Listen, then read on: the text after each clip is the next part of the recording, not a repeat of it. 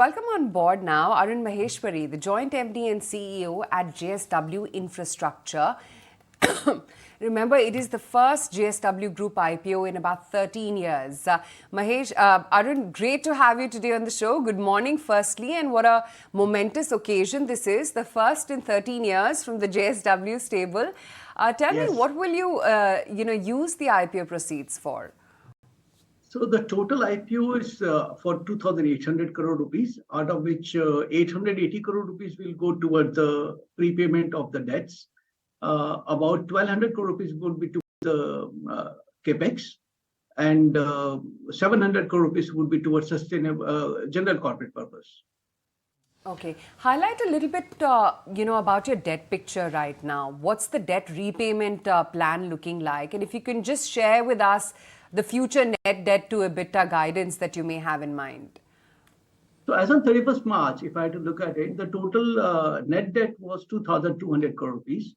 And from the IPO proceeds, we'll be paying close to about 900 crore rupees. And 700 crore rupees, which is general corporate purpose, which will be lying in the books. And there has been a free cash flow, which is generating in the company every month-on-month basis.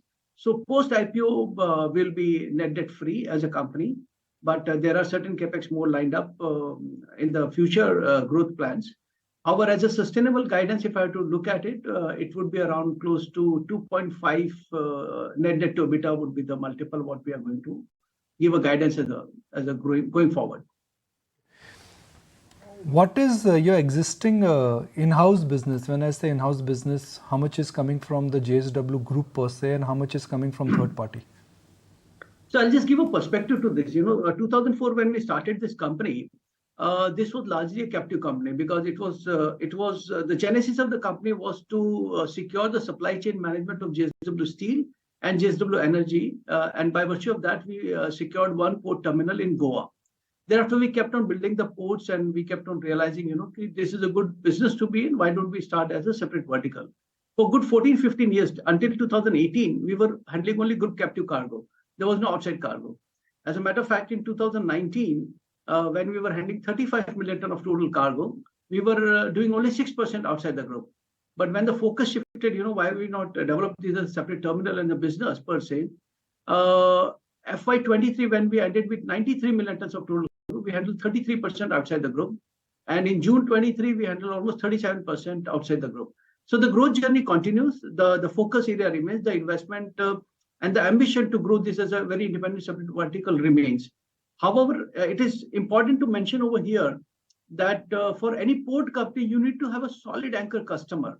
Otherwise, such kind of Capex, high Capex, because there are entry barriers are very high, the Capexes are very high.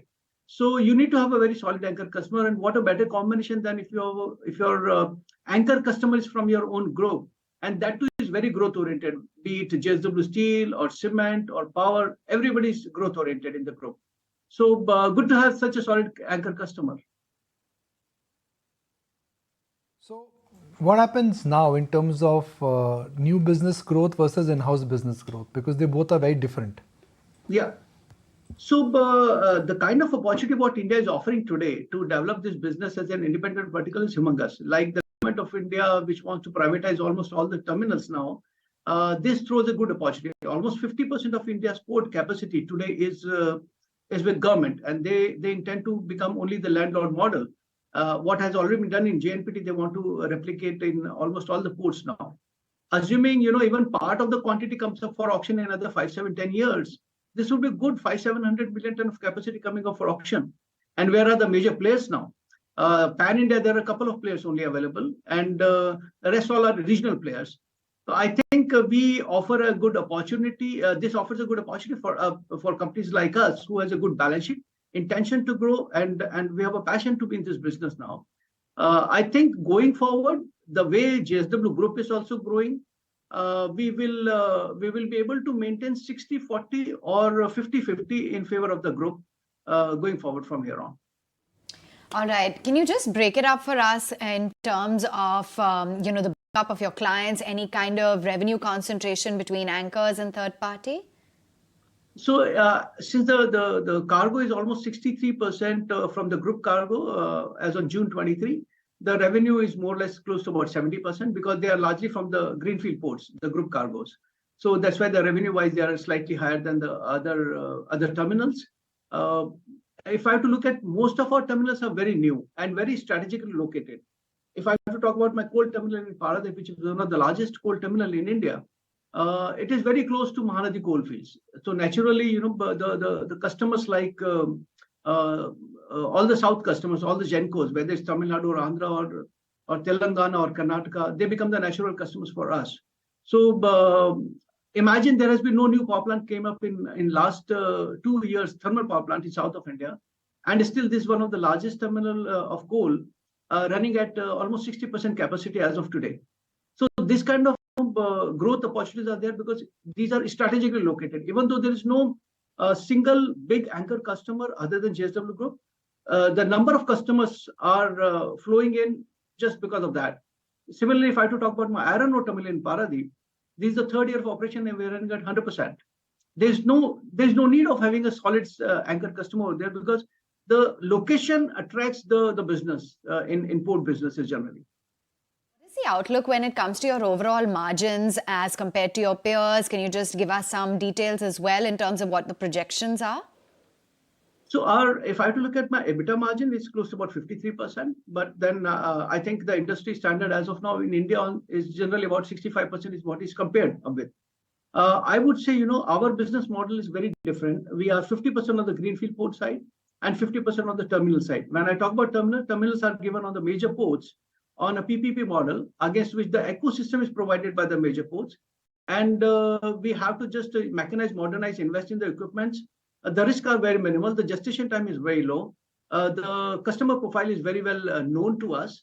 So with this kind of profile, our Capex are very low, against which we have to pay a royalty, and thereby the EBITDAs are less. So our business model is 50% from the greenfield port, 50% from the terminal side. That's why EBITDA margins are towards the lower end if I have to look at as compared to any greenfield port. But if I have to look at my greenfield port alone, it is as comparable to any other greenfield port in India today, close to about 65% margin. But as a group, as a company, we look generally towards a return on capital employed.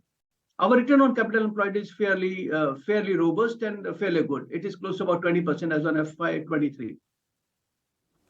Okay, fair enough. That's the outlook on your overall margin picture. Can you also get us a sense into what the outlook is in terms of your overall capacity, how you plan to grow that, and how you're looking at ramping up your overall capacity plans? Today, our capacity is about close to 158 million tons. The kind of growth prospects in India, especially when there are hardly any competitor available, a couple of players are there, pan-India. And the opportunity what PPP model provides, the opportunity in the greenfield port, what we are looking at today, and a couple of brownfield expansions, what we are doing today.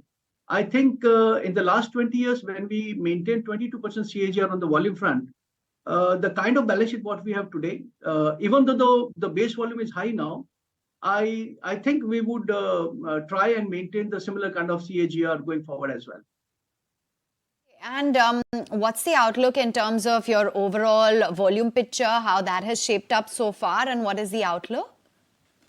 So we started with a small terminal of about 5 million ton in 2004. Today we are 158 million ton. I think the way we are planning out our future growth, I think another 5, 7 or 10 years time, we should be almost double from here on because the kind of growth what we see in India, it's very handsome, very, very good. All right, good to have you on board. Thanks so much for taking time out and joining in and giving us more perspective on how the business is shaping up, your overall capacity and margin expansion plans. Tell you what, we'll slip into a very short break with news that we're at 19,600. We delve into the outlook within the FMCG sector in greater detail when we return.